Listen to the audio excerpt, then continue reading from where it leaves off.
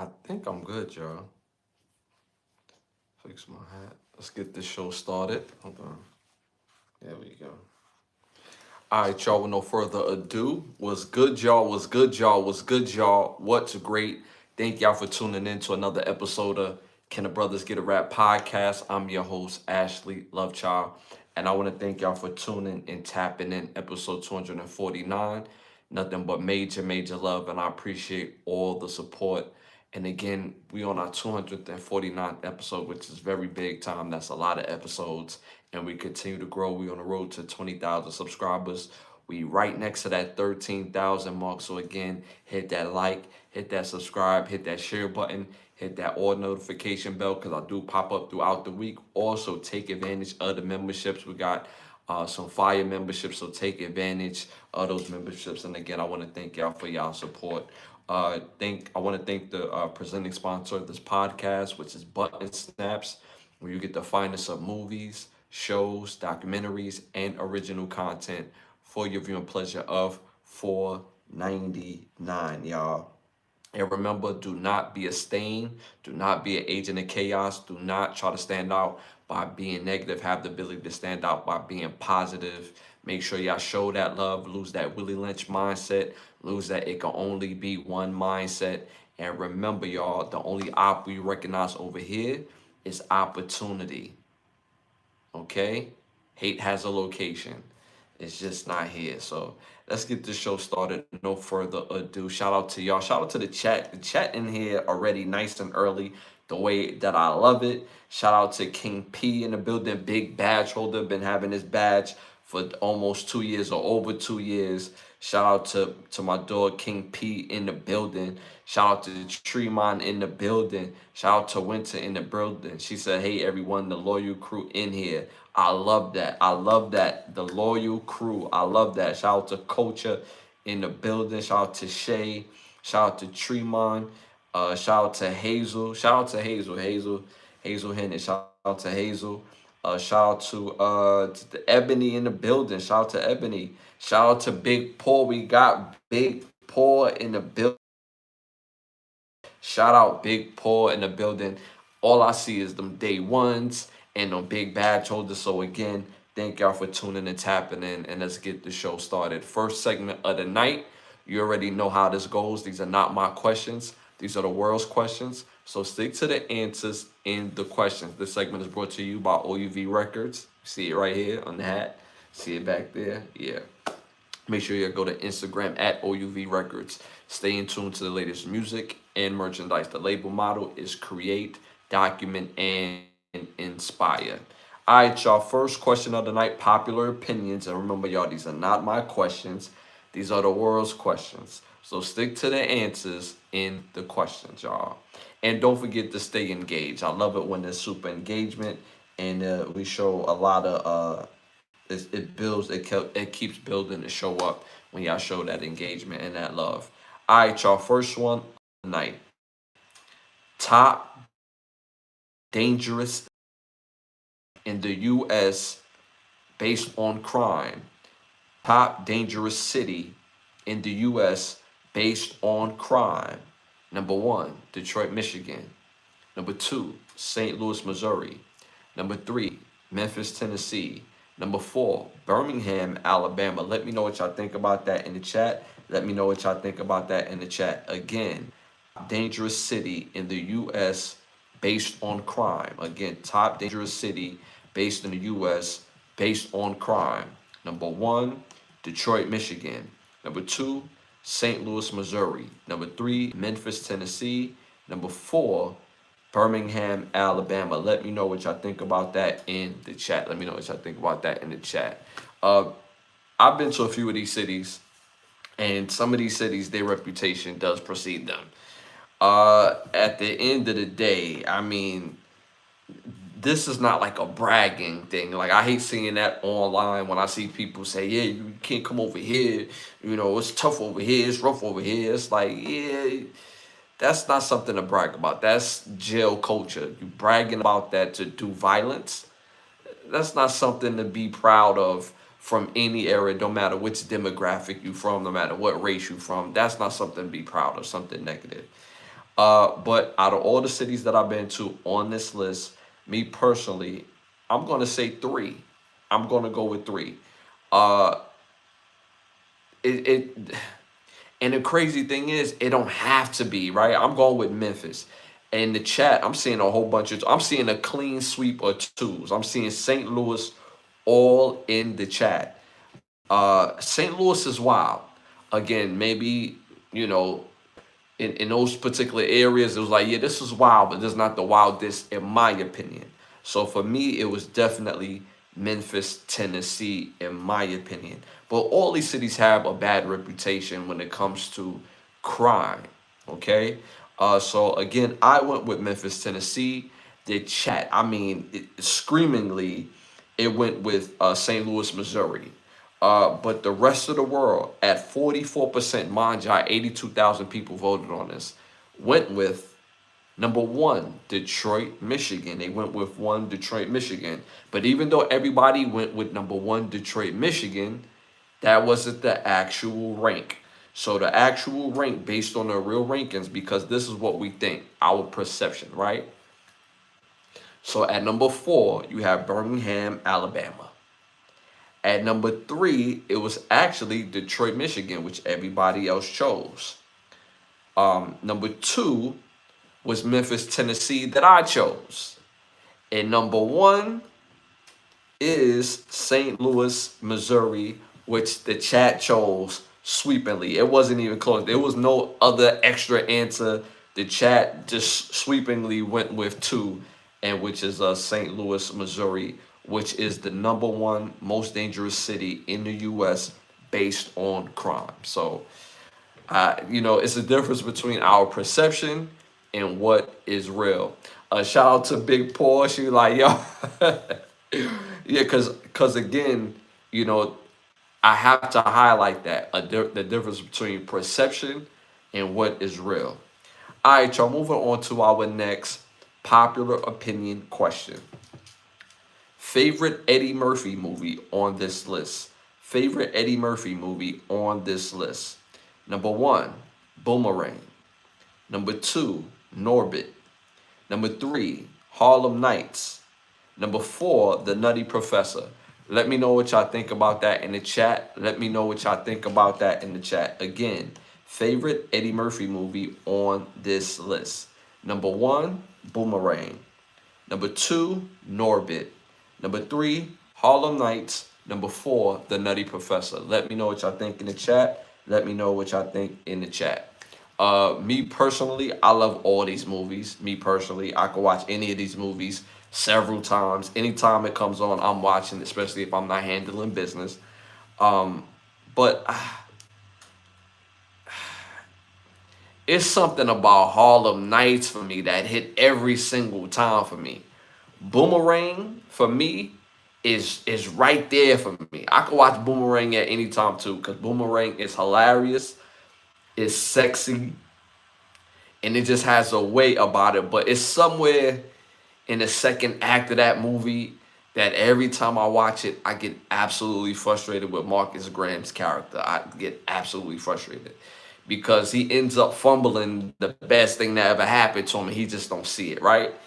And he's like simping on the other side. So, but it's still a funny movie, and it's hilarious. Grace Jones, the restaurant scene, hey, she would have had me. I ain't gonna hold you.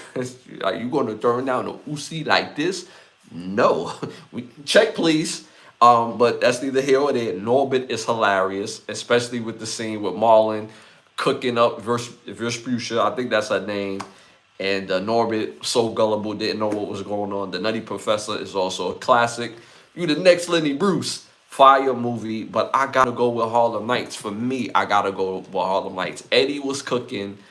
Richard Pryor was excellent. Della Reese was cooking. Red Fox was cooking. Arsenio Hall was cooking. Miguel Nunez was cooking. Tommy from Martin was cooking. It was just such a good movie. Then you forget about characters like Cantone, who I can't stand. I can't think of the guy's name who got hooked on the little Sunshine. Got hooked all. he called up the family and was like, yo, I ain't never coming home. Like, and then you have the stuttering boxing champion. Oh my God, that movie out the park 9 times out of 10 every time for me. So I'm going with Harlem Nights. In the chat, I'm seeing a mix. I'm seeing the Nutty Professor. I'm seeing Boomerang. See, I'll see him. So majority went with Boomerang and the Nutty Professor in the chat. Again, I went with Harlem Nights. Mind y'all, over 131,000 people voted on this. 37% went with Harlem Nights. Hey, man, it is what it is. You know what I'm saying? Harlem Nights is such a fire movie. Such a fire movie. And the crazy thing is, when you've learned the behind the scenes, Eddie Murphy, if you notice, that was his first and only directing that he directed, I should say. And he said he would never do it again. They trashed the movie when it came out, and this movie is a classic. What, going on 40 years later? So, hey, the rest of the world spoke, and they said Harlem Nights. All right, y'all. Moving on to our next segment. Hollywood need to ask us. I came up with the segment because Hollywood just give us trash ass movies. There's no intrigue. There's no creativity. I feel like I got better ideas for either a movie or a movie series. So my tonight's movie, shout out to Paul. Real quick, she said Charlie Murphy wrote Harlem Nights. Charlie Murphy wrote Harlem Nights, right? Eddie Murphy directed it. Then they always had their uncle, I think his name was Vernon. What was the uncle name? I can't think of the uncle name, but the uncle always had credits in Eddie Murphy movies. And he was also in Harlem Nights too. He was one of the guys in the back where he looked when he about to shoot Della Reese that he did one of these. but shout out to and rest in peace to Charlie Murphy. He also wrote Vampire in Brooklyn too. No, I think he wrote Vampire in Brooklyn. Yeah, okay, so you just said that, Paul. Okay, I was thinking it. You said it. Yeah, he definitely wrote Vampire in Brooklyn. I'm not sure if he wrote Harlem Nights, but if he wrote that too, that would have been, you know what I'm saying? Like, we gotta give respect to Charlie Murphy's pen game. All right, y'all. Moving on to Hollywood need to ask us. So my tonight's movie is something that we've been missing for a long time. Where's the great basketball movies? We need a great basketball movie.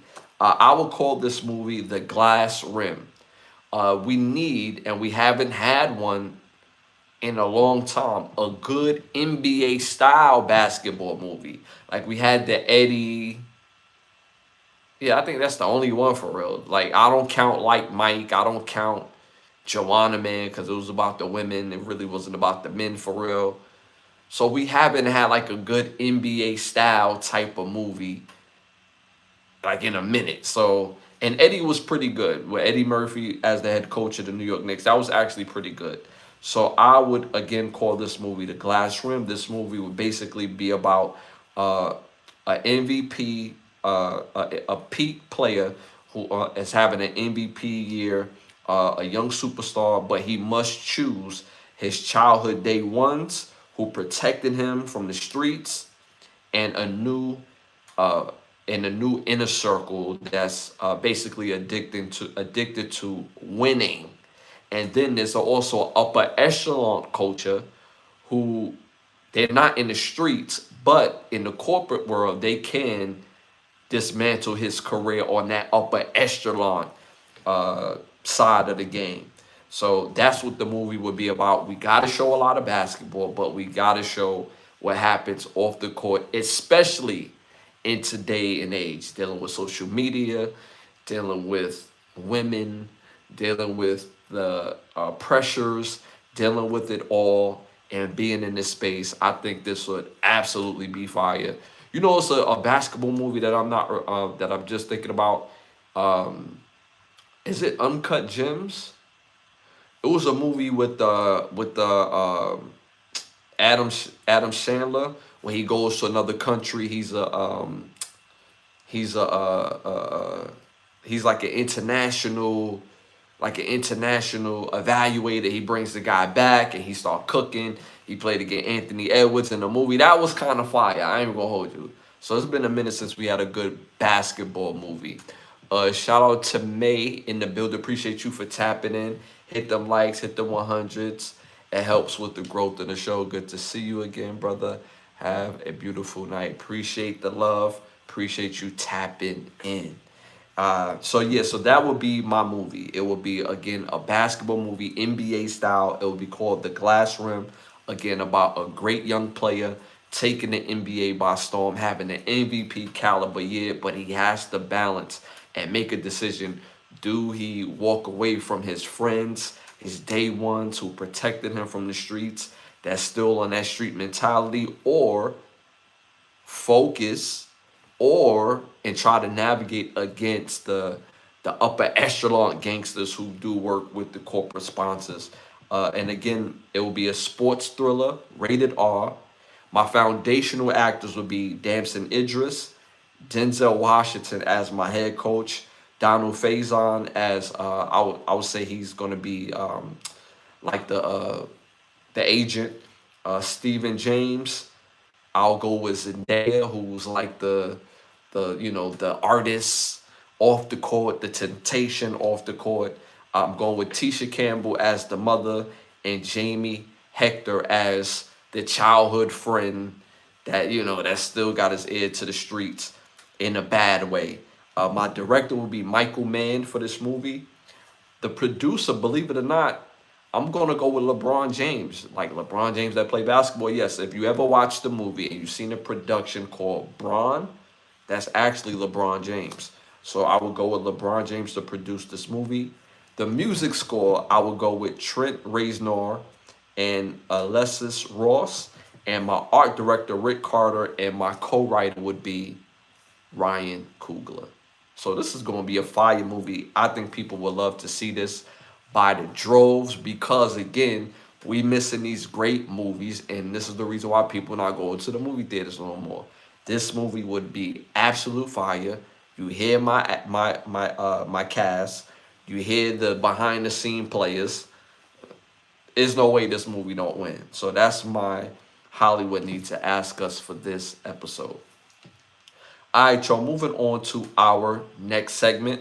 I'm going to give out 3 Eddie Murphy Awards to some fire movies that y'all must see. So my first Eddie Murphy Award goes to a movie that came out in 2007, directed by the legendary Sean Penn.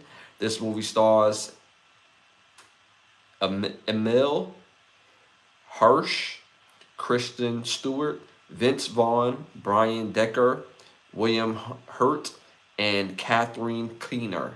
This movie is called Into the Wild.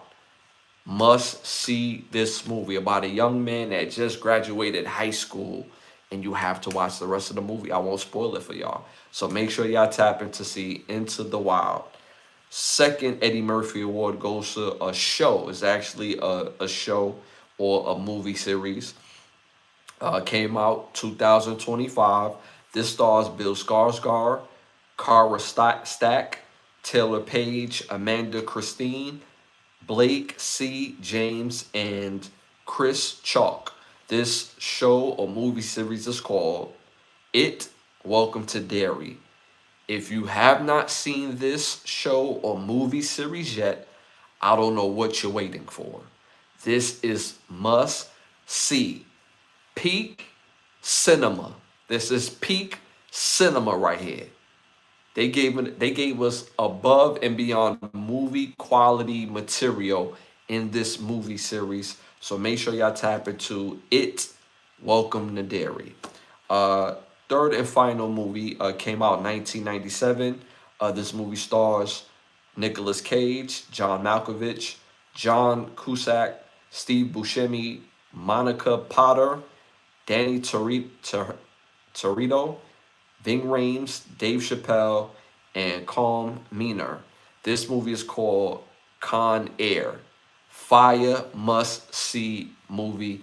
This is about a man who was in a brawl, sticking up for his wife, got a little tipsy at the little local club, and you have to see the rest of the movie. It's a fire must-see movie. So again, my 3 Eddie Murphy awards goes to the movies: Into the Wild, It, Welcome to Derry, and number 3, Con Air. Make sure y'all tap into those movies. And again, y'all won't be disappointed. It's Wednesday night, so you got the rest of the week to watch these movies. So make sure y'all tap into these movies. All right, y'all, moving on to our next segment. Y'all know I'm going to give out 3 Michael Jackson awards to some fire songs by one profile artist. So my first Michael Jackson award goes to, and this profile artist, so you know whether it's new or old, whether it's hip hop and R&B, I'm gonna give y'all some fire. So my profile artist of tonight is actually Rick Ross. So my first Michael Jackson award goes to the song In Vain featuring The Weeknd. Fire song, put that on your playlist. Second Michael Jackson award goes to the song Here I Am featuring Nelly and Avery Storm. And third Michael Jackson award goes to the song Mink in Miami. Fire song featuring Max B and French Montana. So put those 3 songs on your playlist. And again, Rick Ross as our featured artist for tonight. And those are the 3 Michael Jackson awards. Again, In Vain featuring The Weeknd, Here I Am featuring Nelly and Avery Storm, and Mink in Miami featuring Max B and French Montana. Make sure y'all tap into those songs. Fire, fire, must have songs. All right, y'all, moving on to our next segment. Y'all already know we're about to hit the airport, book them flights, and send them to Turkey or nah. Send them to Turkey or nah. We type in T to send them to Turkey, or we type in N not to send them to Turkey. Let me know what y'all think about that in the chat. First one of the night is send them to Turkey or nah. Hold on, why does it go back up? Okay, first one of the night. There's a popular YouTuber. I don't want to say his name because I don't want to say his name. He's a weirdo, and I don't want to give that type of shine. But the content speaks for itself in the sense of we need to talk about it. So there's a popular YouTuber says that men should not have a relationship unless they have 300,000 in their bank account before they start any relationship. Let me know what y'all think about that in the chat. Are we sending this man to Turkey or not? Are we sending this man to Turkey or not? Y'all know the rules of the game. Type in T to send him to Turkey, or we type in N not to send him to Turkey. Let me know what y'all think about that in the chat. Again, a famous YouTuber says that men should not have relationships or have a girlfriend unless he has 300,000 in his bank account. Again, let me know what y'all think about that in the chat. Let me know what y'all think about that in the chat. Again, time to rap. No, excuse me, send them to Turkey. I said time to rap. Send them to Turkey. So let me know what y'all think about that in the chat. So I'm seeing T in the chat. Y'all sending this to Turkey. Me personally, just based on the subject matter in itself, this is one of the most ridiculous things that I've ever heard. This is easily something that is meant for people to speak on. There's a master plan behind this. There's no way in the economy that we live in, we don't live in a place like Qatar. If y'all know about Qatar, Qatar is the richest place that you could live in per capita in the world as far as their community and how they live and yada, yada, yada. Most people, the average median in the family makes 149,000 per year. Y'all could go look it up in the country, Qatar. But we don't live there. Most people here, 20% of the people here, barely make 100,000 a year. Barely.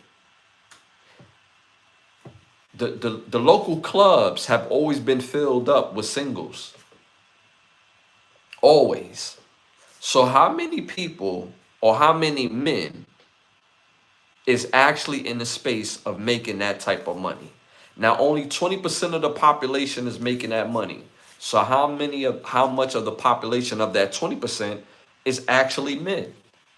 And I'm pretty sure it's greater than lesser. But the point of the matter is most men would never be able to be in a relationship going by his metric. That's not a real metric. That's somebody that's not in touch with any type of reality at all. To say that is reckless.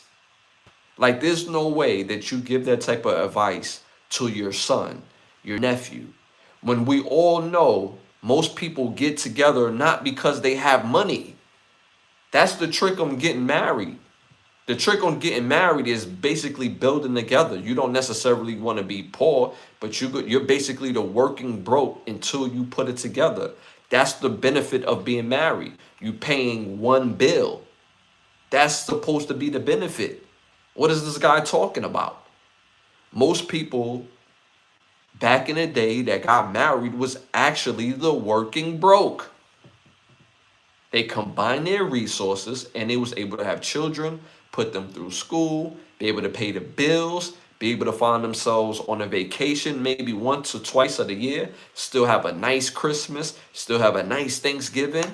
What is this guy talking about? If family is everything, how can you say a man has to go out and save 300,000 before he has a family? Not make 300,000, save 300,000. So if 20% of the population makes 100 grand, now again, how much of that 20% is actually men making that 100 grand?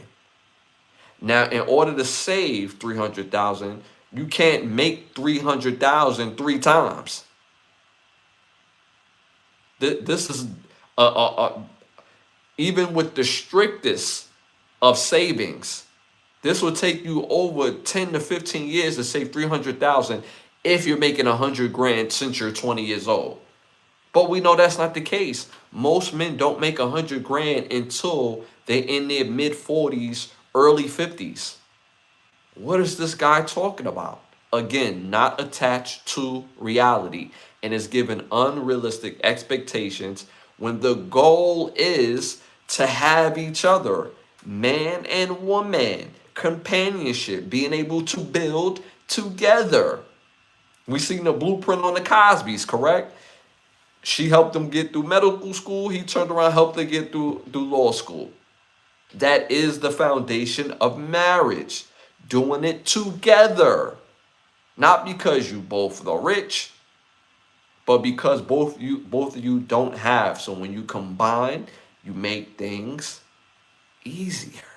So I gotta send this man to Turkey. He sounds absolutely ridiculous regarding this particular subject about men needing to have 300,000 before they get into a relationship. And then his breakdown after that was even more foolish. And for those who actually listen to him about money and financial advice, you are doomed to failure. You are doomed to failure. That's not advice he would give his own son. So, I don't want to give him no light. It's just, but the subject was worth talking about in itself. So for me, this guy he's not somebody you should be listening to about financial advice. Shout out to Ebony. She said, T, we sending it to Turkey. Turkey, most of the country don't even make that. Again, and this is a woman saying this. This is a woman saying this. Again, most women, of course, will say, yeah, I want a man that makes 100 grand or 300 grand. Of course. Or 300 grand. Of course. Who doesn't want to be with somebody that have money?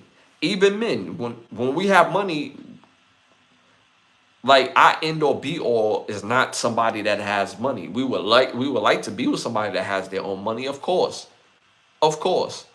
But that's not end or be all when it comes to the choosing. But if she has her own money, cool. Like there's no argument when somebody has their own money, and that goes vice versa. So this guy is not a representation of anything that's realistic about building a real relationship with your partner. All right, y'all, moving on to our next send them to Turkey or nah. Send them to Turkey or nah. Again, type in T to send it to Turkey, or we type in N not to send it to Turkey. Syracuse head coach Felicia Leggett. She's just sick and tired of facing UConn. In the NCAA tournament, her team deserves a better bracket. Let me know what y'all think about that in the chat. Let me know what y'all think about that in the chat. Again, The Syracuse coach, Felicia Leggett, after the super blowout from her team, Syracuse, from UConn, after they blew them out the water.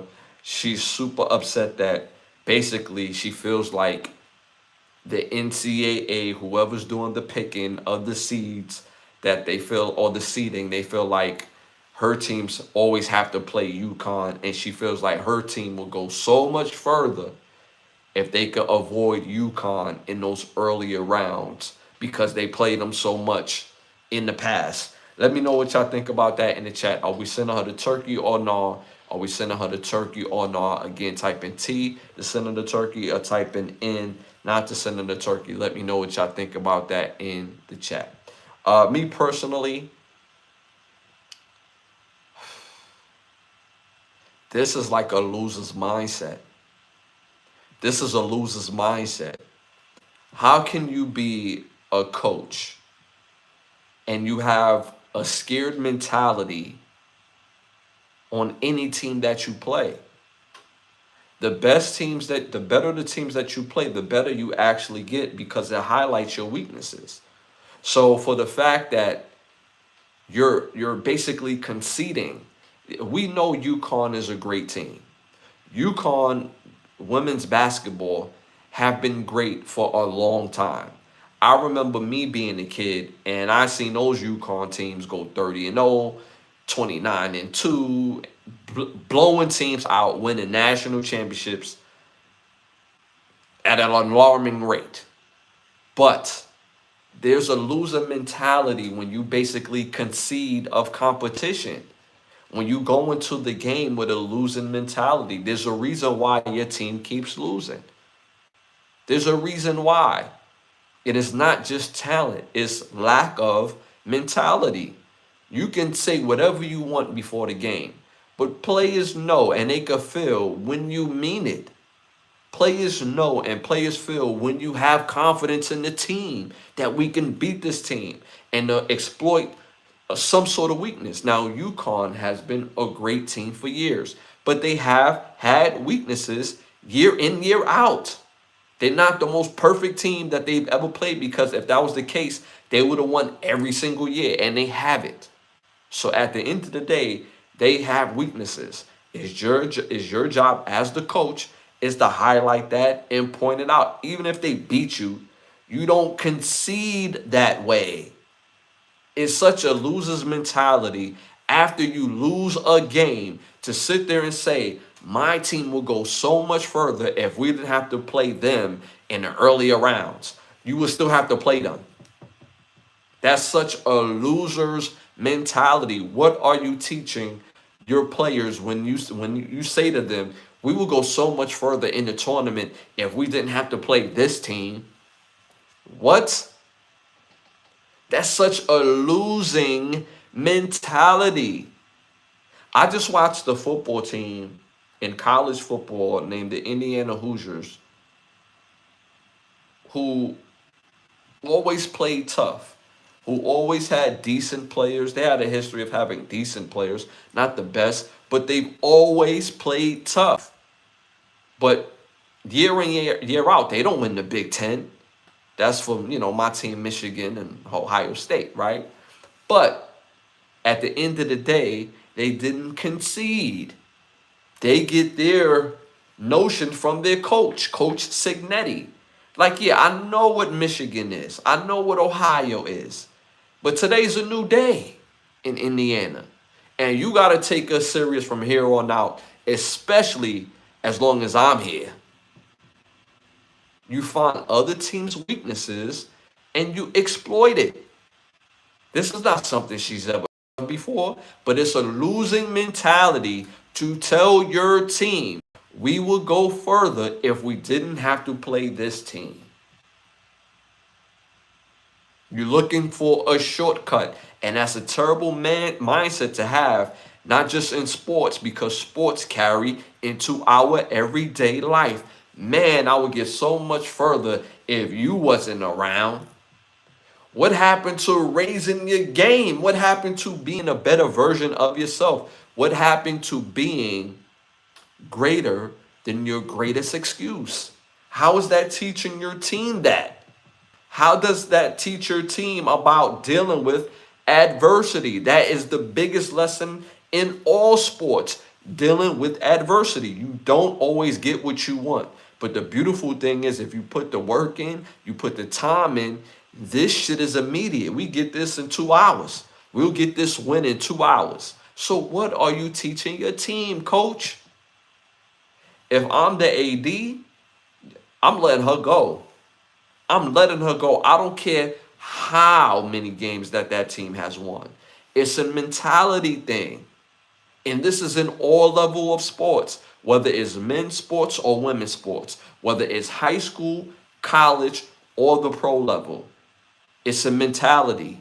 And if you concede before you play, your players, your coaches, everybody could feel it. Oh, we just happy to be here. Oh, we had such a good season. It's you know, it's an accomplishment just by being here on this floor with them. No, you came here to bust ass, and you can see that way. If I'm a parent, we getting up out of here, or get rid of the coach. It's a mentality thing. So I'm sending her all the way to Turkey based on that notion. Shout out to my dog CC in the building. Appreciate you for tapping in. My brother Ash, appreciate the support as always, each and every episode. One of our day ones, man. Hit them likes, hit the 100s. Again, it helps with the growth of the show. And remember, y'all, we're on the road to 20,000 subscribers. We very close to 13,000. So again, hit that like, subscribe, share, and that all notification bell. And again, it helps with the growth of the show. Appreciate it immensely. All right, y'all, moving on to our next segment. Y'all already know what time it is. It's time to rap. This segment is brought to you by Button Snaps, where you get the finest of movies, shows, documentaries, and original content for your viewing pleasure of $4.99. Again, that's Button Snaps. That's the word button, hyphenated sign, and the word snaps.com. That's the word button, hyphenated sign, and the word snaps.com. First hot topic of the night in Time to Rap. Nigeria. I don't know if y'all heard of it, but Nigeria have arrested several people that was a part of the 7-day Gape Festival. Y'all know where I'm going when I say Gape, right? So again, Nigeria have arrested several people that was a part of the 7-day Gape Festival out in Nigeria, out in the, which part of Nigeria was that? Oh, the actual area escapes my mind right now, but they had a festival out there, and for 7 days, the women that would go to the show ended up actually gaped. They did catch several people regarding that situation or several situations, but they still haven't caught the ringleader who basically, start that off. Now, Nigerian police have said that there was some sort of curfew set in place.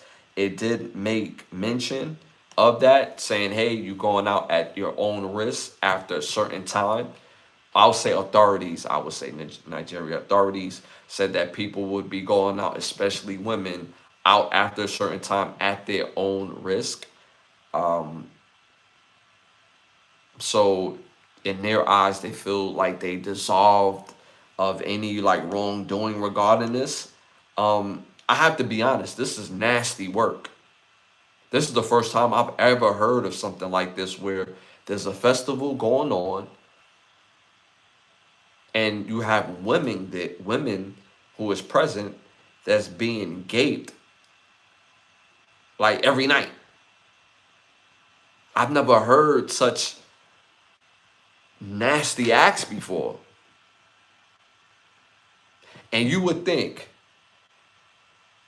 if you hear it the first night, if you're the authorities, you would think the second night that you would, have the proper amount of manpower to properly facilitate the safety of that venue. You have several people at this venue. So you would think you would be able to police that and control that completely different and way better. This is absolutely terrible. I've never heard of something like this going on at a festival. Now, we've heard people at festivals get assaulted in, in that type of manner, right? But for 7 days, and I've seen the videos, they have gone viral where there was men chasing women down, ripping off their shirt, and proceeding themselves with the women. Now, that portion of the video, you know what's going on. Let's just say it that way. You know that is going on. But this is absolutely nasty. Absolutely, anybody that was a part of it, whether it was, to me, there's no small part in this. There is no small part. Whether you're holding the camera, whether you're holding her down, whether you rip the shirt off, whether you groped, it doesn't matter. Because it wasn't by her invitation or their invitation as women. They didn't want that. And if they did, right, I'm pretty sure they didn't want the whole crowd of dudes to do it. They may have wanted one person to do that, but probably not there. So I don't care how small the part is. Anybody that get caught involving in this nasty act should all go to jail, all go to prison for a very long time. And if you could do something like that in the street, in public, on tape, that goes viral, I can't imagine what somebody like that would do in private. I can't even imagine what they would do in their school or in their regular life, on their job, with the women on their job. I've said this several times before on this platform. I do not jack men taking advantage of women physically. I don't jack that. I don't jack that. There's too many women out here that will say yes, and she would do it exactly the way you like it. Exactly the way you like it. You like your toes licked? There's a woman out there that lick toes. You like your shoulder blade licked? There's women out there that will lick your shoulder blade. So at the end of the day, there's no reason for none of this. I don't care which country you're in. I don't care. I can't respect any man that just take it like not even like that, but just take it. I can't respect that. No means no. Always. I don't care if you got your drawers down and you in the thing based on invitation. You in there, you having a good time. Wonderful. If she says stop, guess what? Guess what the next step is? Stop. Stop. So to see this that went viral goes to show the mentality in that particular area or those group of men. Now, can you imagine that being spread out into the community? And these were all different ages of men. This is very scary. So when I seen that, I was like, my goodness, ladies, when y'all traveling, travel in packs, especially when you go to other countries. Now, if you in your country, when you going out at night, again, you should always feel safe, but put yourself in a better and an advantageous situation. When you feel things, your spidey senses start getting, it's time to get up out of here. This feels crazy. And again, I'm not even putting the blame on the women because people should know how to act. Fellas, you should know how to act around women. Ladies, you should know how to act around men. But in this case, this is about the men not being able to control their urges. And this is nasty and this is ugly. And I hope everybody that was involved get what's coming to them in the worst way possible. Shout out to the chat. We got my dog Ruin12 in the chat. Appreciate you for tapping in. One of our day ones, one of our big badge holders, man. Appreciate you for tapping in, bro. Not even did he that crazy. This is why women need to carry. No, women don't need to carry. Women don't need to carry. Women don't need to carry, nah. If they're gonna carry anything, a stun gun. I used to tell my daughter, I said, hey, when you get of age, I'm gonna hook you up with a nice old stun gun when you get of age, right? Stun guns, yes, stun guns for sure. But a gat, nah, nah, nah, nah, not for all situations, nah. A stun gun for sure, but not no gat. You know what I'm saying? Carry the stun gun, don't carry no gats, ladies, for sure. Oh snip, my bad, Ash. I just realized what you meant by the G word. My bad, didn't mean to offend any with the jokes. Shout out to Watch in the building. Appreciate you for tapping in. Hit them likes, hit the 100s. It helps with the growth of the show and stay engaged. Whether if you agree with me or not, you know what I'm saying? I'll just stay engaged. Show that love. Show that love. It helps with the growth of the show. But again, Nigeria, the festival, it was 7 days of carnage. Again, the local authorities did warn the women, say, hey, you're going out at your own risk at a certain time at night. But then and still, it's wrong. It's still wrong. It's still wrong. Not carry a gun though. Yeah, the carry the gun is crazy.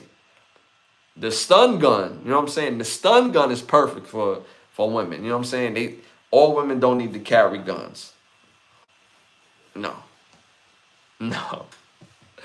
No, the murder rate gonna go through the roof.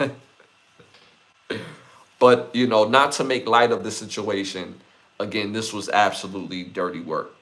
All right, y'all, moving on to our next hot topic in Time to Rap.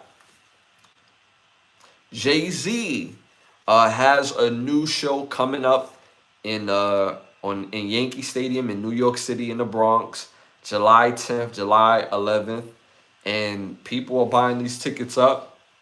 I've heard that they are expensive, but people are going to show out for Jay-Z.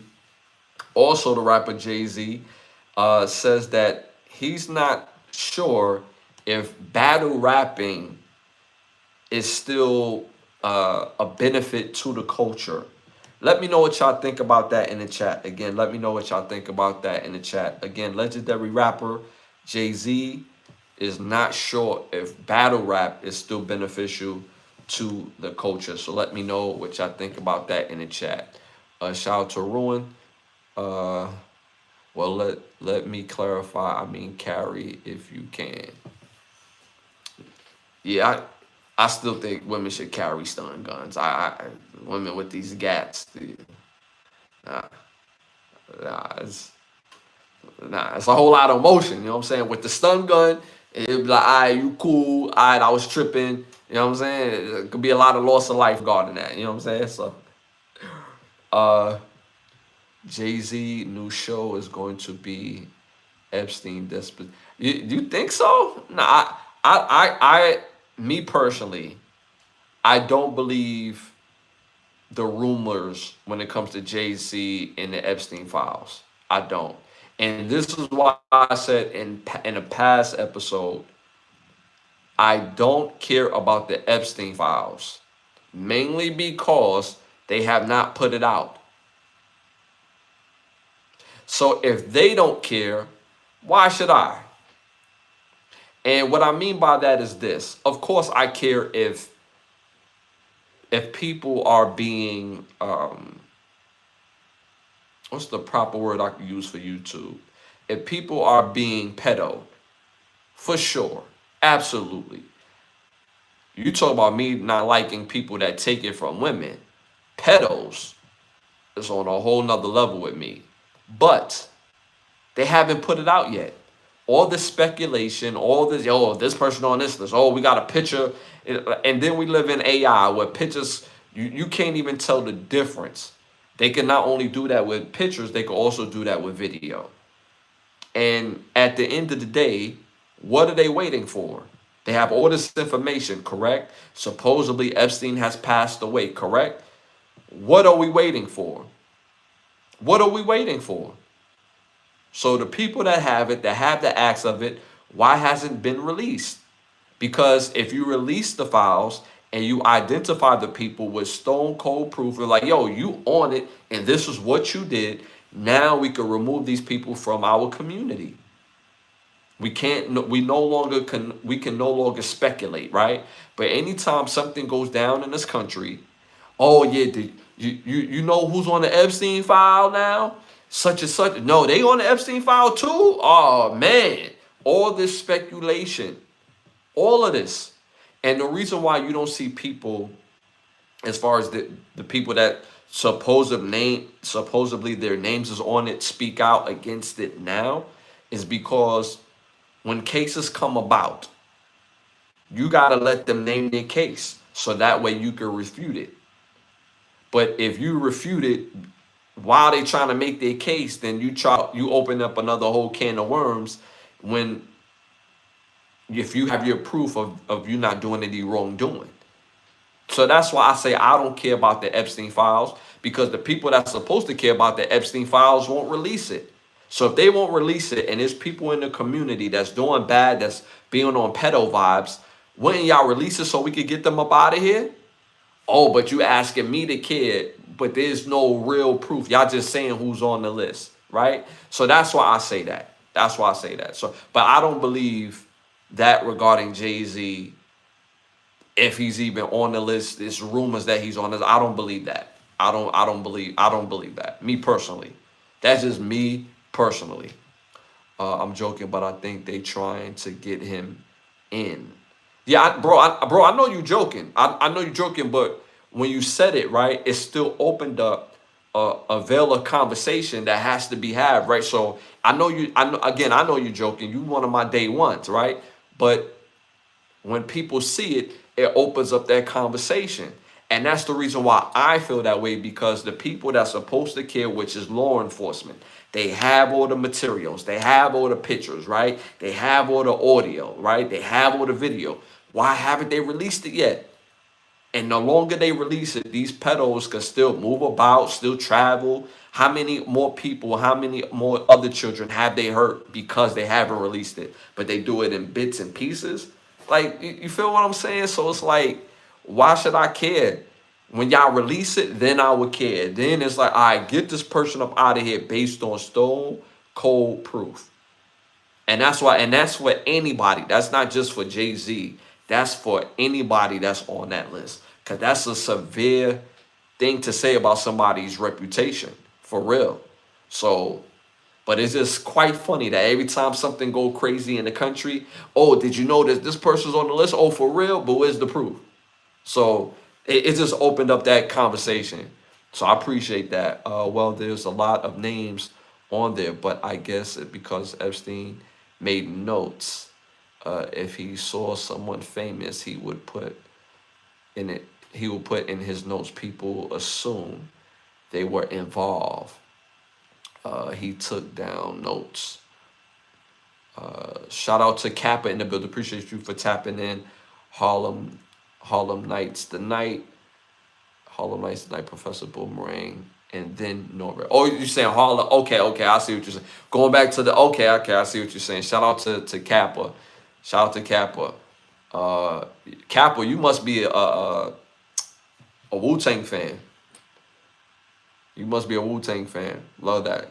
Because Capadonna, for those who don't know Capadonna. Harlem Nights. Yeah, he said the Nutty Professor, Boomerang, then Norbert. Yeah. I actually have Harlem Nights, Boomerang, then Norbert, then the Nutty Professor. The Nutty Professor is a good movie, but to me, it doesn't have the highest rewatch quality out of Harlem Nights, Boomerang, and Norbert. I'd rather watch those three movies than the Nutty Professor. And I think the reason is because the Nutty Professor assistant was too over the top. Professor? Like it was just over the, okay, fella, what are you doing with the professor's card? Like it was just so over the top for me. That's just for me. I'm a movie buff and I know these lines by lines. So to me, that's why I have it that way. But Nutty Professor is actually funny though. You the next Lenny Bruce. Like fire funny movie. But yeah. So, but going back to the Jay-Z statement, where him feeling like battle rap no longer serves the hip hop community. Um, there's something to be said about that, and I think I know where he's going with it when he's talking about battle rap in a sense of getting too personal. When it comes to skill, who's flyer, who's more in touch with reality, who's more in tune to the community, battle rap could never go wrong. But when it starts getting nasty and you start talking about people, children, people, wives, people, mothers, their dads, then that's where it gets nasty, because now battle rap is at a point where it's like a trump card. Everybody's trying to trump each other. So it's like, all right, I talked about your mom, so now I'm gonna talk about your wife. I talk about your wife, now I'm gonna talk about your kids. Like, it's always a trump card, and it becomes like very nasty. And it's like there's no place this thing won't go when it comes to battle rap. Um, but I still honestly believe that battle rap still serves a purpose in hip hop. And it's not for the fact or for the main purpose that we have battle rap leads, but battle rap is a form of skill. Battle rap is a form of skill for certain artists to still shine and get their props. And that's needed into the culture. Just like you have rappers who keep it on wax, keep all that fire on wax. Artists that know how to make a song and make hot lyrics on top of that as well. There's a space for both in it, in my opinion. But like he said, speaking on what purpose that it serves, basically when it gets nasty, and there's something to be said regarding that. Because honestly, it serves no purpose now when you start talking about my mom and start getting personal. For sure. For sure. It serves no purpose, because now it's going to go to a place that when I see you, you're going to have to stand on it. Because if we keep it skill and we keep it on wax, it's all about who's better. Bro, I'm better than you. I got the nicer flow. I got the nicer lyrics. I got better production. And my song is ringing out better than yours. So I'm better. And the things that I'm talking about, there's no holds bar, but it is a little bit, because I'm not going to go at your wife. I'm not going to go at your kids. I'm not going to go at your mom. I'm going at you with both arms blazing, barren, just ha ha ha ha ha. But everything that I know about you personally. So I do agree with that. It doesn't serve a purpose when it gets personal, too personal. And too personal, again, is everyone else that's not you. When it comes to you, oh yeah.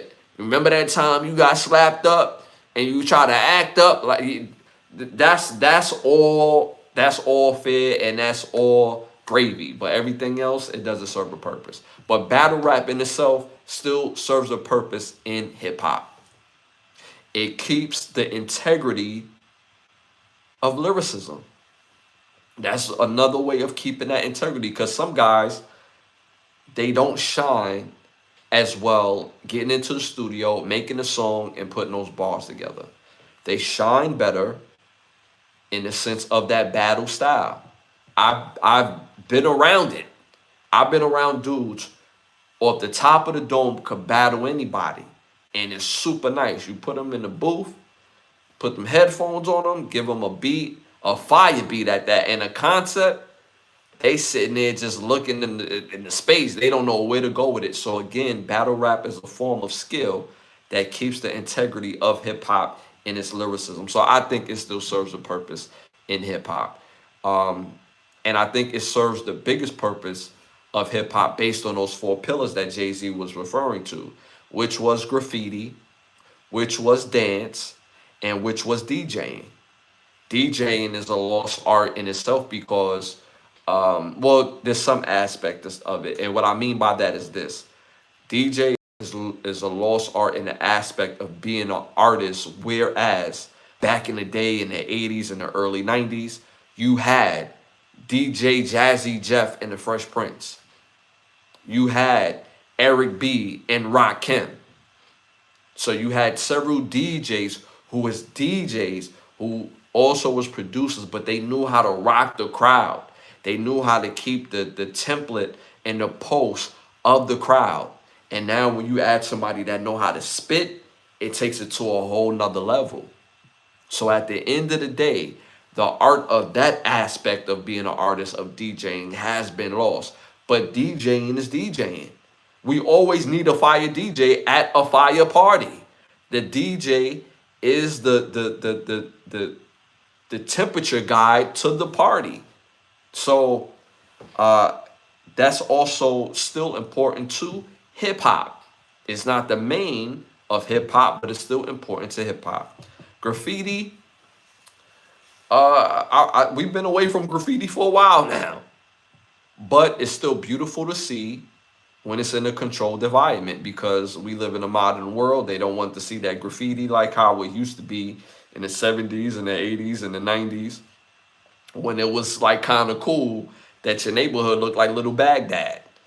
We don't live in that world no more. Everybody wants to elevate their living situation. And when it comes to dance, people don't, you know, they don't get cardboard boxes and dance on top of the cardboard boxes anymore. But dance is always going to be important to hip hop. So, I disagree with Jay-Z in the sense of battle rap still has its place in hip hop. But again, I agree when it comes to going super low, when you start talking about people, kids, their mom, their wives, then that gets a little sloppy in my opinion. Shout out to Gnarls in the building. Appreciate you for tapping in. Hit them likes, hit the 100s. Appreciate you for tapping in. Yes, that's my name, sir. Yes. Appreciate you for tapping in. Hit them likes, hit them 100s. Helps with the growth of the show. All right, y'all, moving on to our next hot topic in Time to Rap. Whew. They say that 42,000 new cases of STDs have broke out ever since spring break in Houston. Let me know what y'all think about that in the chat. Let me know what y'all think about that in the chat again. Again, 42,000 new cases of STD after the spring break in Houston. Again, let me know what y'all think about that in the chat. Let me know what y'all think about that in the chat. That's what's up. Imagine called you Ash. Yeah. I prefer Ashley, but I don't mind people calling me Ash either. Yeah. Quick history lesson. Ashley is actually a man's name. It's just that the ladies hijacked my name in the 80s, man. I was born in the 80s, man. My father named me after a famous cowboy in the Western movies. He loved the Western movies. You know what I'm saying? And they hijacked my name. That's just how that went down. So that's neither here or there. Bro, Houston is crazy with prices. Kappa. Is it the adventure? Is it the adventures of Pluto Nash? Cece, my dog Cece. It's Houston. Ain't surprised. Like I said, the F out of he said, stay the F out of Houston. And I've been to Houston too. Houston got a lot of fine ass women.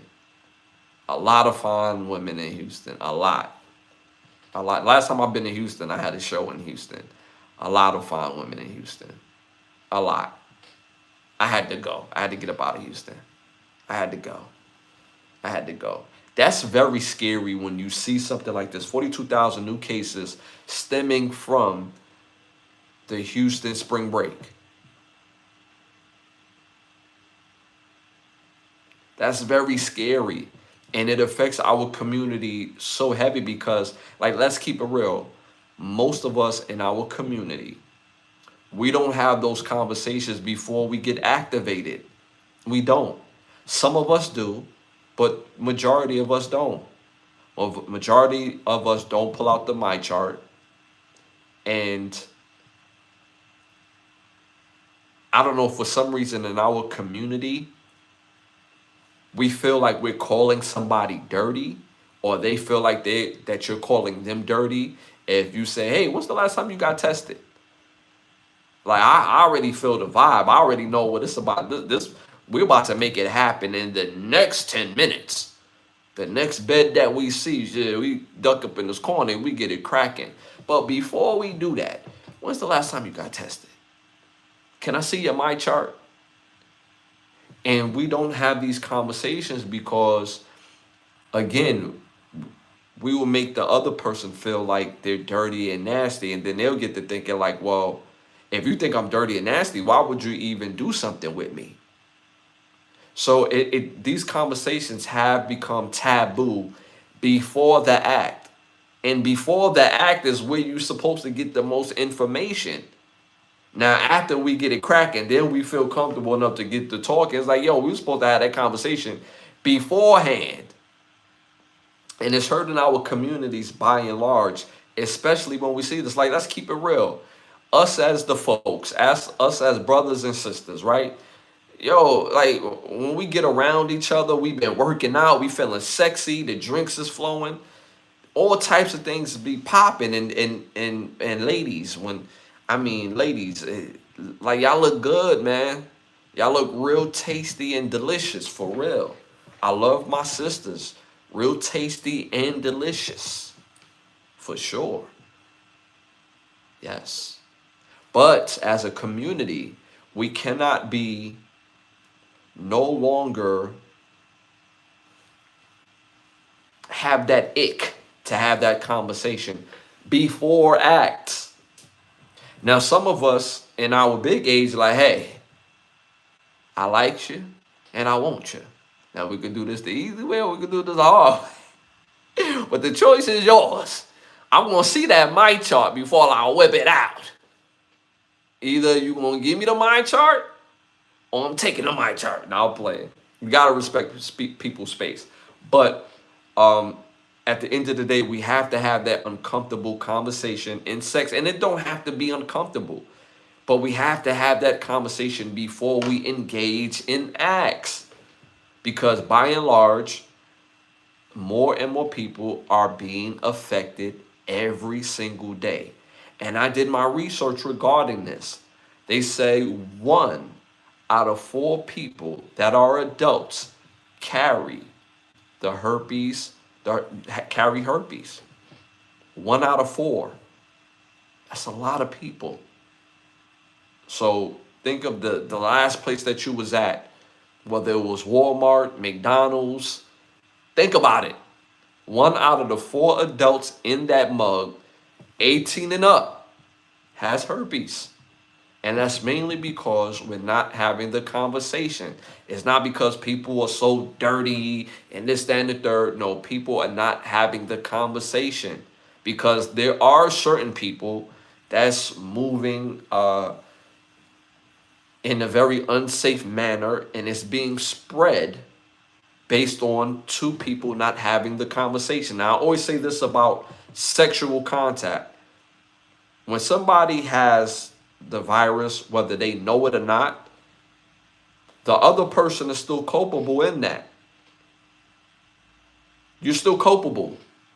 When you're old enough and when you're engaging in sexual activities, you accept all responsibilities will come from that. Whether it's a kid and whether it's a disease. Especially if you had unprotected sex. You accepted the responsibility. So you can't be mad for real when things happen. Because you put yourself in that situation when you could have said no. You could have just said, like, you know what? You look good, but, I'm going to go home and handle myself.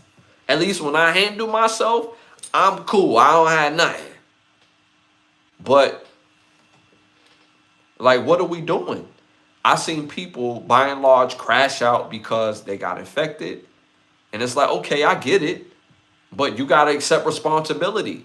There was no gun to your head when you was in the bed and having a good time. You was smiling then. You was hollering then. You knew his name. You knew her name then. It was all cool. But you blamed them because you didn't handle your business? So again, we got to be more accepting of that conversation, upfront and personal. So that way you could protect yourself. That way you could protect the other person. Like, what are we doing? And let's keep it real. Like, we love the flesh, both men and women. We're going to see someone that is just, oh my God. Fellas, you ever seen a woman so fine that you just had, like she don't know it yet, but she yours. And again, we're not talking about taking it, right?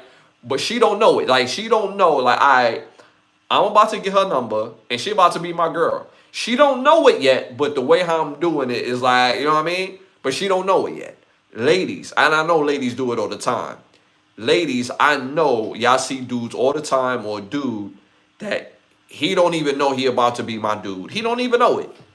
I'm gonna send my girlfriend over there to bump him on purpose, spill a drink on his ass. I'm gonna go over there, and then I'm gonna work my magic from there. Yes, fellas, ladies are that calculating for sure, for sure. Fellas, you ever been somewhere and seen a woman that really like you, and you think it was like coincidence? Bruh, there's no coincidence. She knew you was there. She knew you was there. She created the opportunity for you to say something. So with that being said, we all love the flesh. And because we love the flesh and we give ourselves to each other, we have to have the uncomfortable conversation on protecting each other.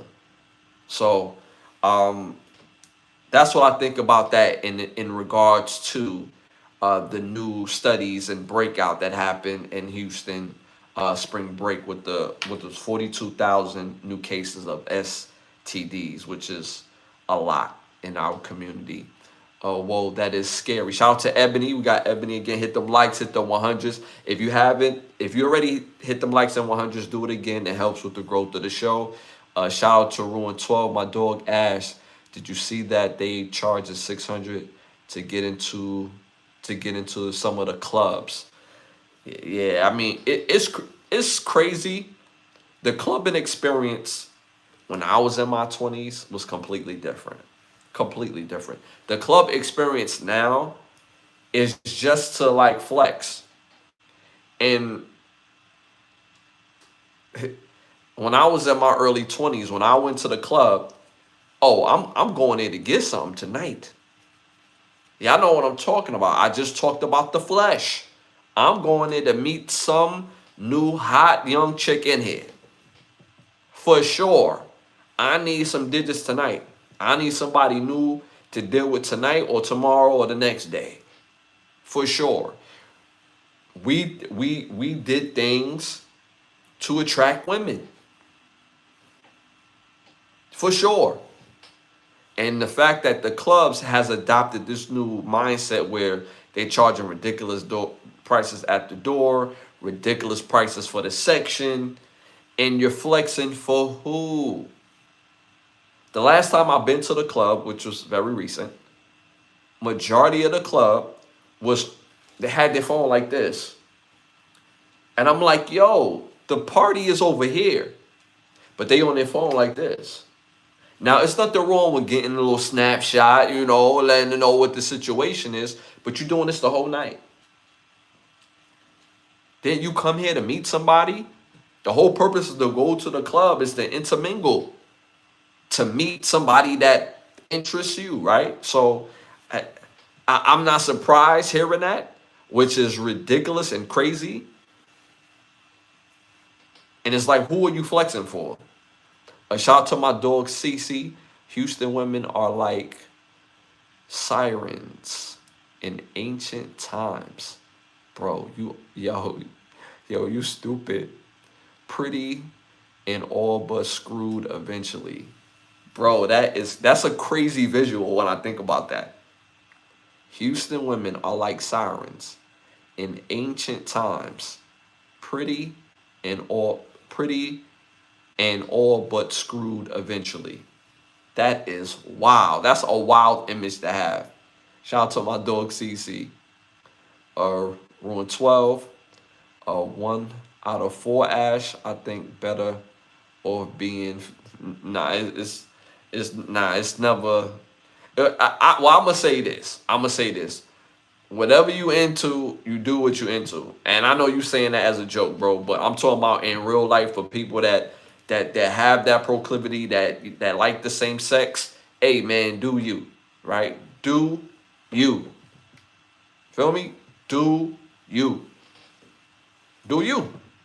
But yeah, 1 out of 4 got this thing. And I'm talking about adults, people who are 18 and over. 1 out of 4 adults carry herpes.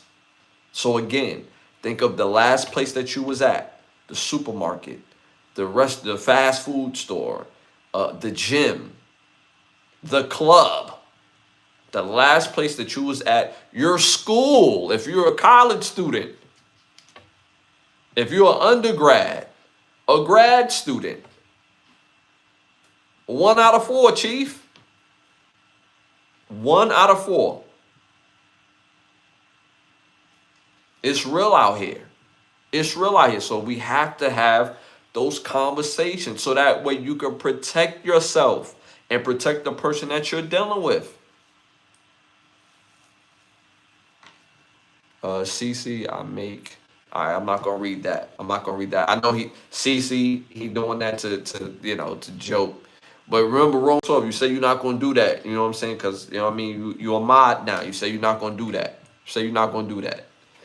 But again, shout out to y'all. Hit the likes, hit the 100s. It helps with the growth of the show. And again, we're on the road to 20,000 subscribers. We're a little over. No, we're not a little over 12. We're right next to 13. So make sure y'all hit that like, subscribe, share button so we can get to 13,000 subscribers. All right, y'all. Moving on to our next hot topic in Time to Rap.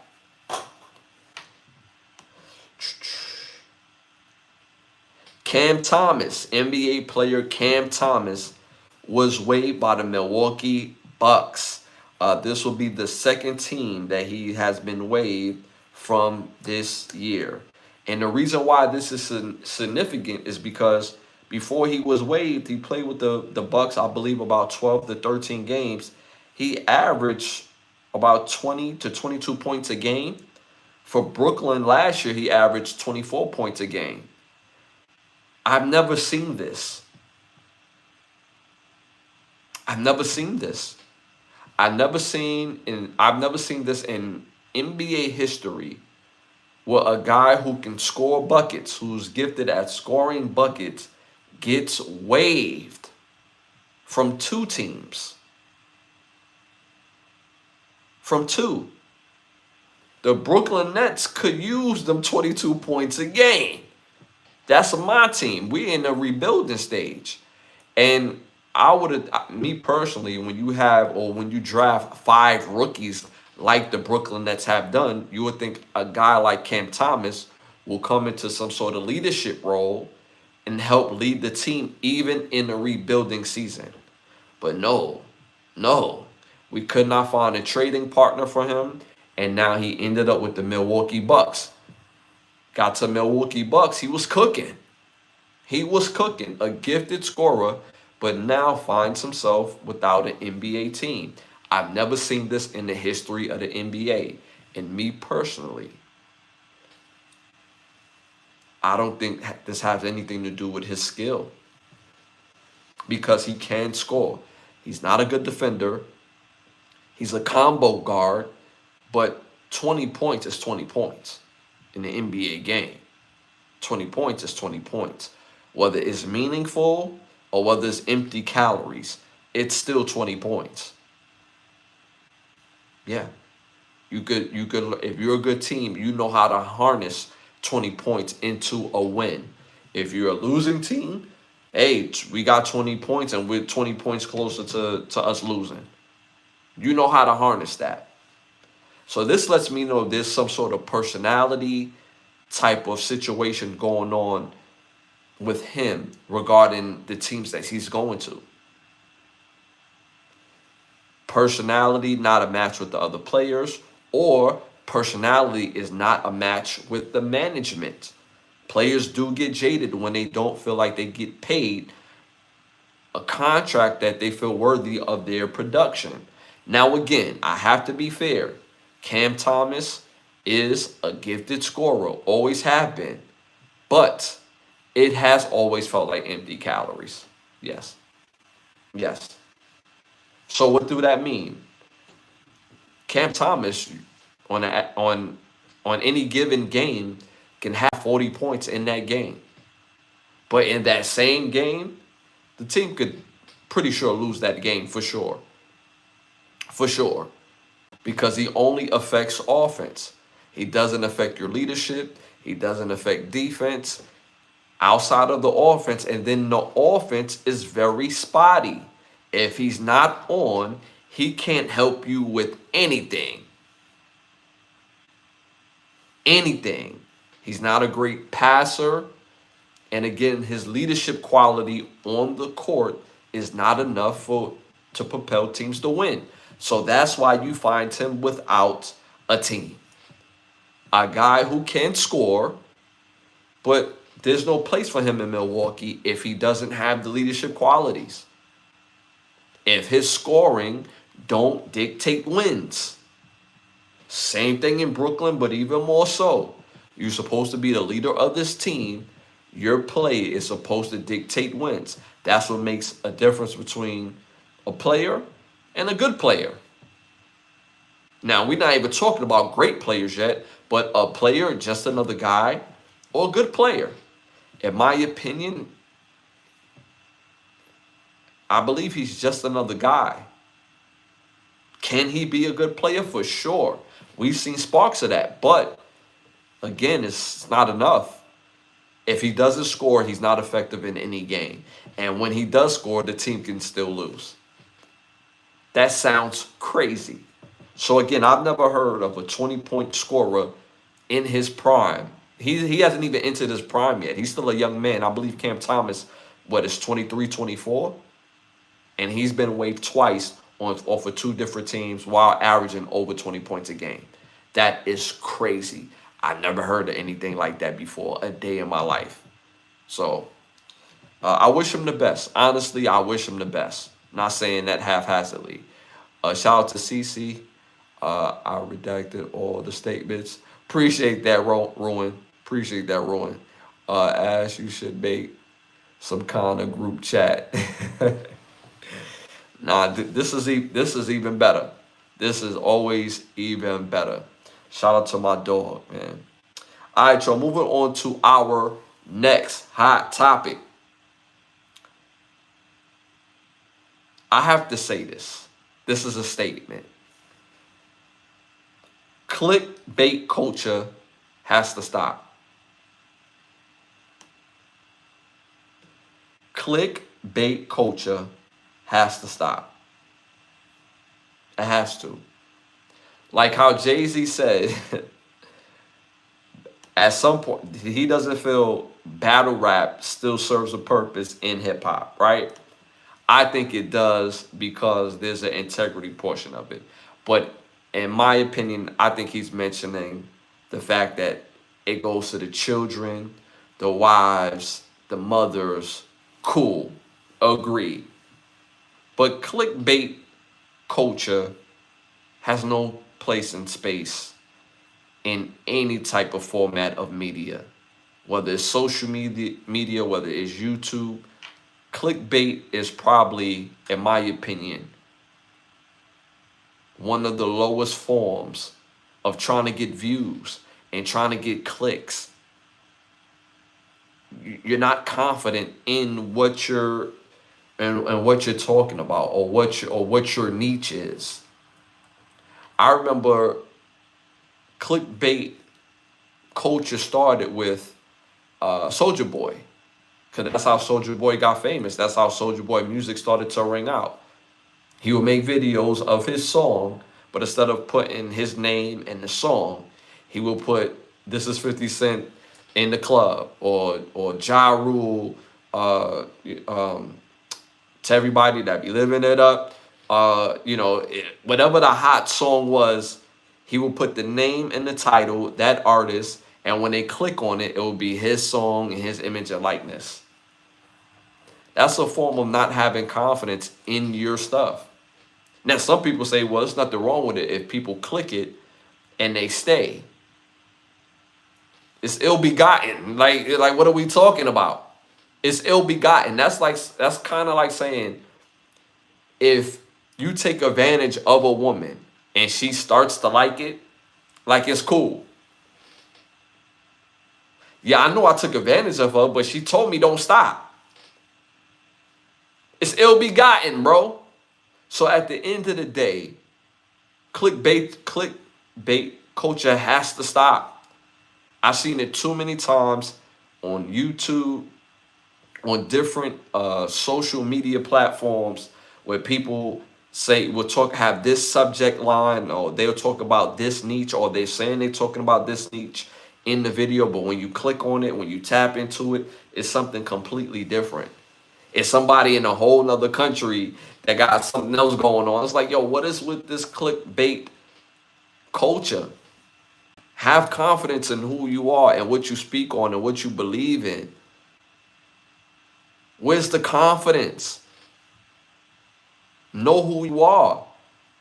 You will attract people based on your mindset, confidence, and your beliefs, especially when it's based in logic. Just give it some time and it will build. So this clickbait culture has to stop. I've seen it too many times, especially on YouTube. And again, the reason why I bring up Soulja Boy, because that's how it started. That's how that started. And now you see other people not only do that with music, but they do that with ideas, with movies, with shows, with certain topics. You know what I mean? Like a hot topic that's going on in the world, you click it, then there's something else going on. Like, hey, I didn't like what y'all doing this for the views? This is all ill-begotten. So this clickbait culture has to stop, and I had to mention that. Shout out to Ebony. I agree, people do things for the views. That's a fact. That's a fact. Ash. Okay, so I got that one. I got that from 112. Yeah, that's a fact. I agree with that wholeheartedly, Ebony. People do things for the views. People would do anything for the. People would rather have views than money. People would rather have views than have their life sustained. It's some sort of dopamine that people get. It's like, yo, it's still ill-begotten when you're baiting somebody to click, because they didn't click for that. It has to stop. It's super corny, and it's the ultimate form of not having no type of confidence and belief of your niche and belief of yourself. All right, y'all, moving on to our next hot topic in Time to Rap. The Sweet 16 is coming ahead, is on the way. Shout out to the road to the Final Four. Some of the teams I predicted is still, in this thing. So, I feel good about my brackets, you know what I'm saying? But in the East, in the Sweet 16, you got number 1 Duke facing number 5 St. John's. That's going to be a really great game. But Duke have been dealing with injuries. I believe Duke is the better team while healthy. But people are dancing right now. This is where people are, when people start dancing. I'm going for the upset. I think number 5 St. John's will beat Duke. And Duke I originally had in my Final Four group. But I believe that St. John's will beat Duke in the Sweet 16. Next game, Michigan State versus UConn. Number 3, Michigan State versus number 2, UConn. Again, both teams are really good. UConn is scary good. They're scary good. They can easily win the whole thing. But people are dancing. I got Michigan State, the Spartans, to beat the Yukon Huskies in the Sweet 16 for the East. Now for the South, number 9, Iowa is facing number 4, Nebraska. I'm going to go with number 4, Nebraska. I think they're going to win this game. They have been a surprise. And, I mean, they look good. They look sharp. And I'm going with Nebraska to win that game. Next game for the South, you have number 3, Illinois versus number 2, Houston. Now, originally, I did have Houston in my Final Four. I did. But people started dancing. I'm still going to go with Houston with this one. I'm still going to go with Houston to win this game. Houston, again, a scary good team, but I have them winning this game. And overall, I have Houston beating Nebraska in going to the Final Four, in the Elite 8 going to the Final Four.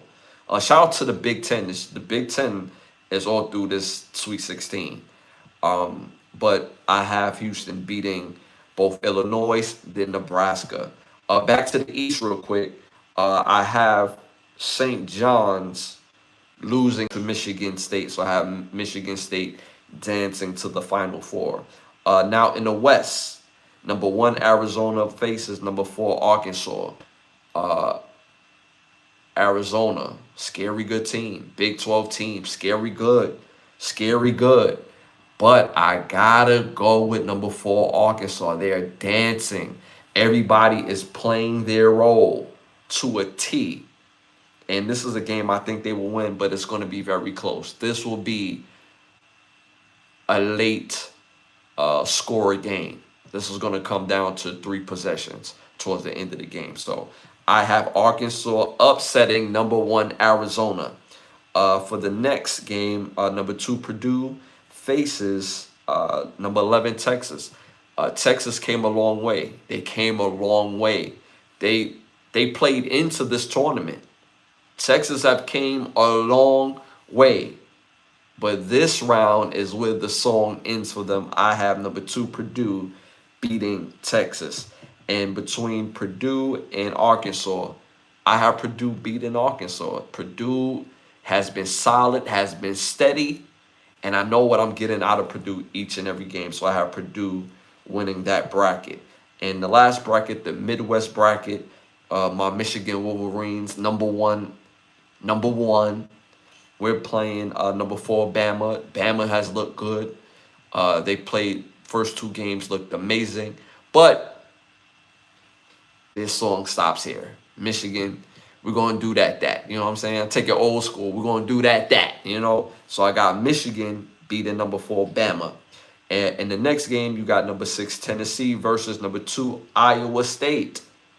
Tennessee looked good, but I have number 2, Iowa State winning that game. Iowa State versus my Michigan Wolverines. Come on, y'all know where I'm going with this. Y'all know I'm going with this. Michigan to the Final Four. So I have Michigan in the Final Four, Purdue in the Final Four, Houston in the Final Four, and Michigan State in the Final Four, which makes it 3 Big Ten teams in the Final Four. Big Ten, we got the best conference. Just saying. So I got those 3 teams dancing all the way to the Final Four. So that's my Final Four for the tournament. Shout out to Kappa in the building. All rap battles. He said all battle rap is a bunch of gun bars. He said, shout out to Kappa. He said all battle rap is a bunch of gun bars. I mean, that's true. It's true. But again, let's keep it real. Battle rap make you feel good when you hear it, though. No matter how gritty, how grimy it get, it's still predicated to the person that you're battling, right? It's not predicated to your kids, your mother, your wife, and anybody else, right? It's predicated to the person that you're dealing with. So if a battle rapper hit you with, yeah, I throw this thing and throw it off the roof, catch it like Spider-Man and hit you with a spider web troop and all the bars hit the floor. Like if they hit you with something like a combo like that, that's still a good time right there. That's timeless bars, right? Like straight off the cuff, straight off the dome, right? So it's still an integrity portion of hip hop that is in true lyricism. So even though it is a bunch of gun bar, which is a fact, but it's still laced in real lyricism. And that lyricism doesn't have to always be on wax. So, but again, I said what I said regarding that. You know what I'm saying? But that's funny because that is true too. All right, so moving on to our next hot topic. I have to say this. We all are adults here. Age ain't nothing but a number. Age ain't nothing but a number. The reason why I say that, you've seen Love and Hip Hop Tommy Lee, have been seen in public with Beyonce's nephew, Jewels. He's a young man now. I believe he's 21, 22. And you've seen them like hooking up on, they live on camera, walking in the street, in the club, doing adult things, kissing on each other, hugging on each other, rubbing on each other. And I believe she's in her early 40s, and obviously he's in his younger 20s. Age ain't nothing but a number. Age ain't nothing but a number. Most people that complain about adults dating regarding age is adults that's limited. They're not complaining because they feel like it's nasty or it's dirty. They're not complaining because of that. If they was a better version of themselves, they wouldn't even care. Let's keep it real. When you are greater than your greatest excuse, especially when it comes to your physical aspect, on how you look, whether it's your face, your body, or both, you maximizing on that regardless. Regardless. Age ain't nothing but a number once people are grown. When you got two adults, you not gonna be able to tell that young man not to see that woman. Like I have to keep it a buck with y'all. Like real talk, when I was like 23, like I dated somebody that was 41. She had to tell you she was 41. She never looked 41. She was smoking. I said, "You 41?" He's like, "Yup." Smoking. Smoking. My mother couldn't tell me not to see her. My father couldn't tell me not to see her. I'm grown. I pay my own bills. I pay my own way. I have my own vehicle. I take care of my own child. Y'all can't tell me nothing regarding anything of any type of behavior that I'm about to do with this adult woman. I'm of age, she of age. Oh, it's going down in Chinatown. Best and believe, for sure. So do that make it nasty and icky? No. Because one, she was fine. Her body was a 10. Mad cute, mad pretty.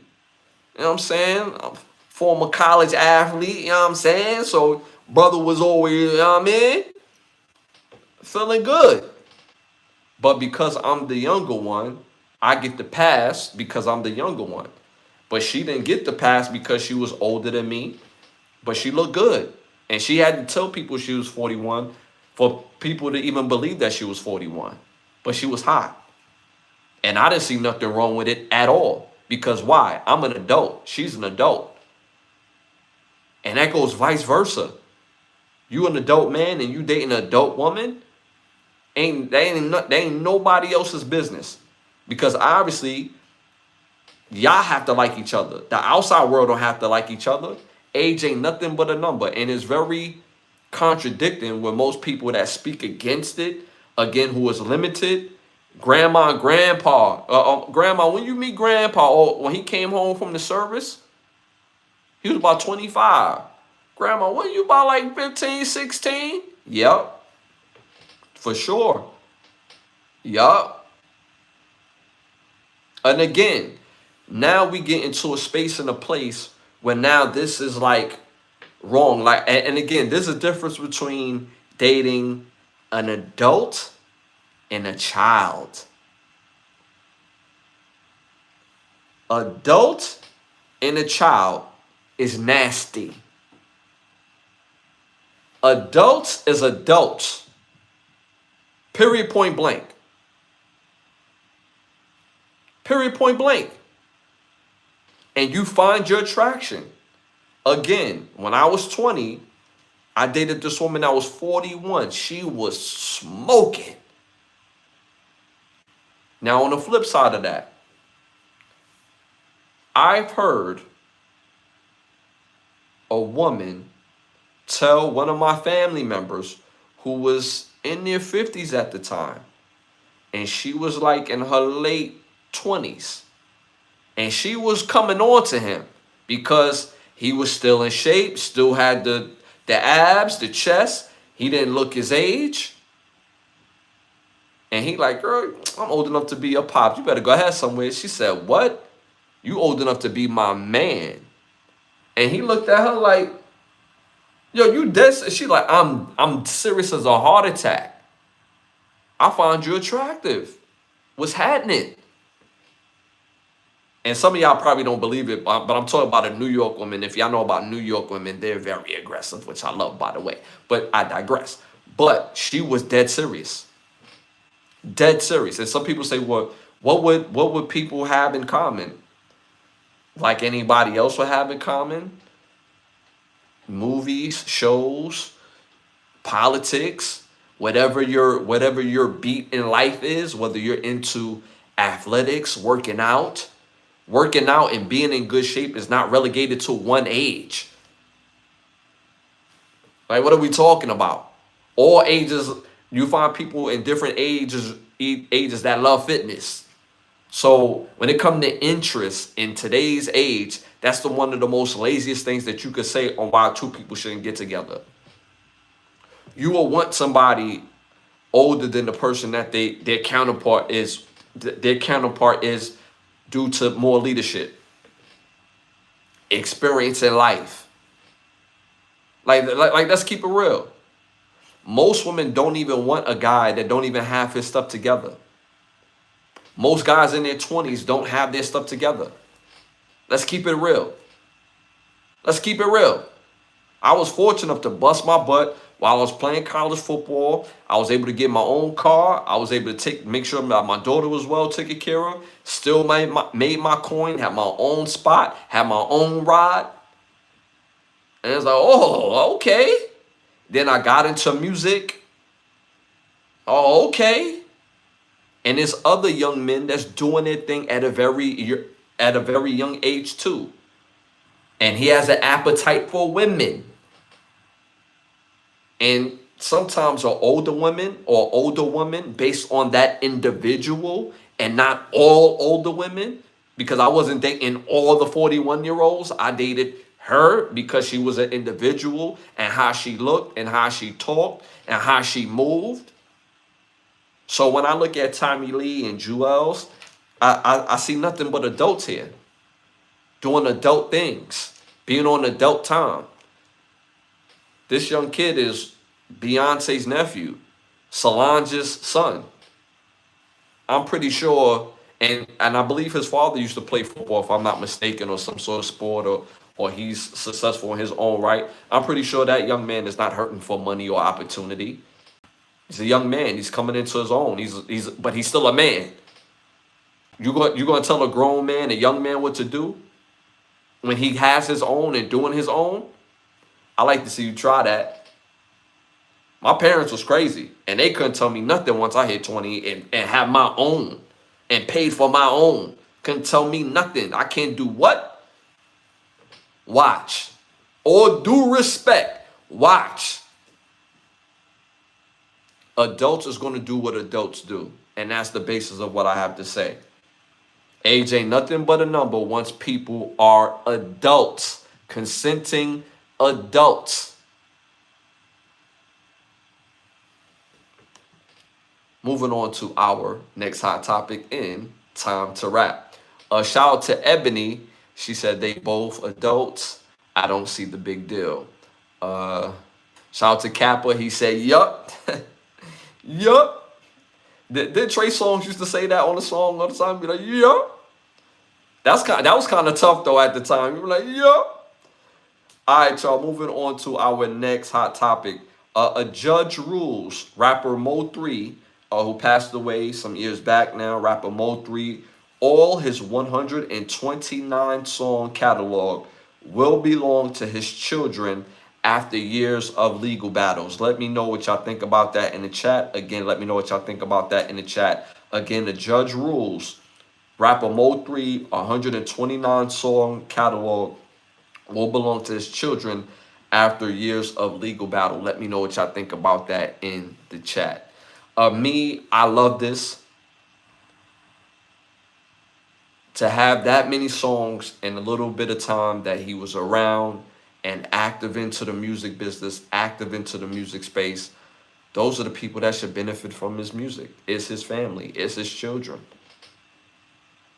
The times and the hours that he put into the studio, being away from them, providing them a better life, whether he's here physically or not, is going to his children, and which matters the most. Because mind you, the label already got their money. The label already got their money. For most people that don't know, when artists are at-risk artists, and what that means is are artists who generates their viewership through beef, they take policies out on you and on your life, and they don't need the person's permission, but based on your lifestyle, they could take a policy on your life for millions of dollars. And when you go, unfortunately, they make that money. And it's not if you pass, it's when you pass, if you are indulged in a lifestyle. And I have to be very careful when I say this. If the label also allegedly guides you to that. Like, hey, man, you know, it'd be cool, a cool song if you go at this rapper over here.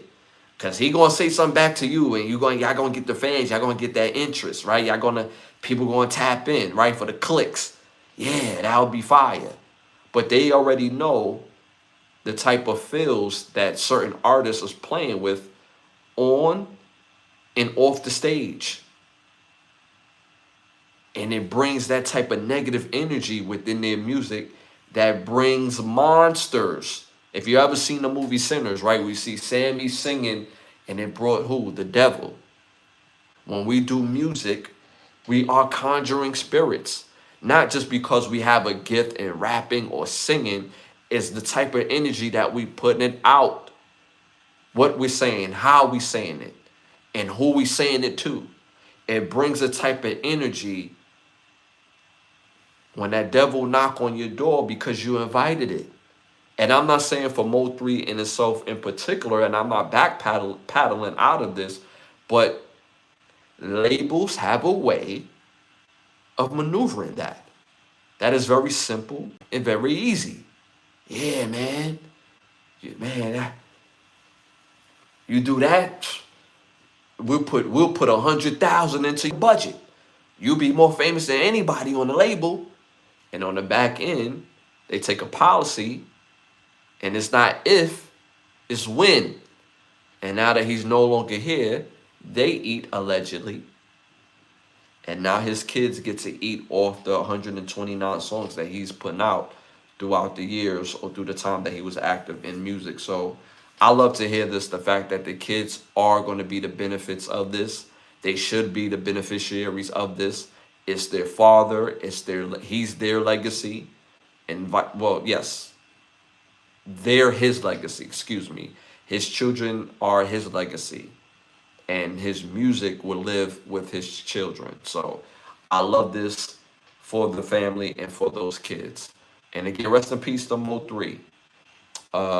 Shout out to y'all in the chat. Again, hit the 100s. It helps with the growth of the show. This episode 249. It's a lot of episodes. And again, I want to thank y'all for y'all support. All right, y'all, moving on to our next segment. Well, there's no sign for the next segment. So we're moving on to our next segment, our Keep the Lie Live segment for this episode. Stupid people get stupid prizes.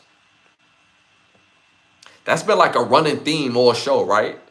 Whether it's the movie, the you know, the movies that we mentioned, or the music that we mentioned, the stories that we covered, stupid people get stupid prizes, for sure. And the reason why that's so poignant is because there was a young man caught on video who was going through traffic, you know, the lady that was working at the school, trying to guide traffic. He bullies his way through the traffic, gets mad at her because his car almost get hit by another car, but he jumped his place. He gets out his car, chased this lady down, and assaults her. They caught him. They caught him, but he thought he was going to get away with it because he assaulted this lady in Philadelphia. They caught him in South Carolina days later. So that let me know he was already out. He was basically on his way out the city. From Philly to South Carolina, that's not a quick drive. So he thought he was cleared to assault this lady while she's trying to do her job.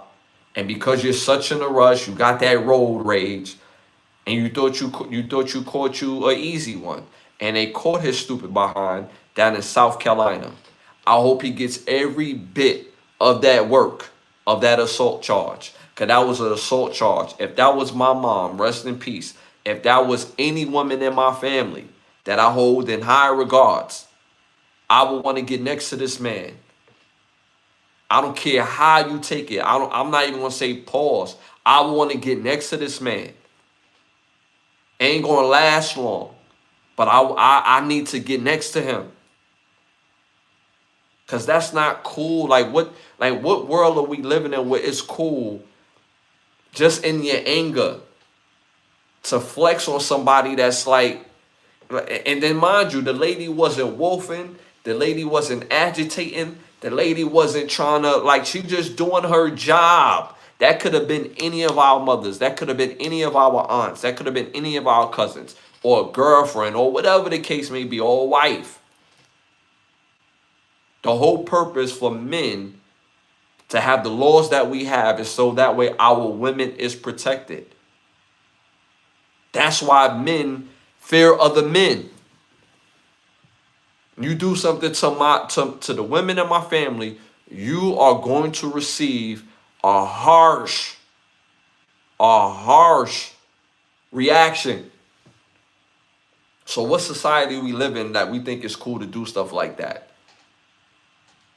What do we think that's cool? That's not cool, bro. That's not cool. And mind you, she did not agitate the situation. She's just doing her job.